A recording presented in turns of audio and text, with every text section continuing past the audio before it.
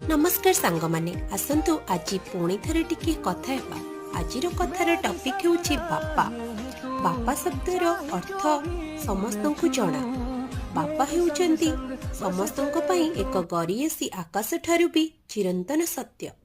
तो आसंतु से बापांक विषय रे किछि पढ़िबा आजी।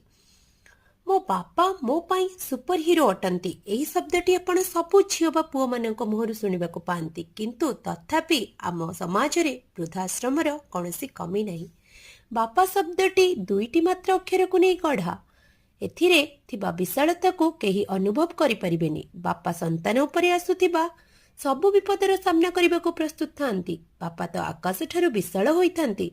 जीवन रे बापांक ठारू आउ केही उच्च होई नथांती।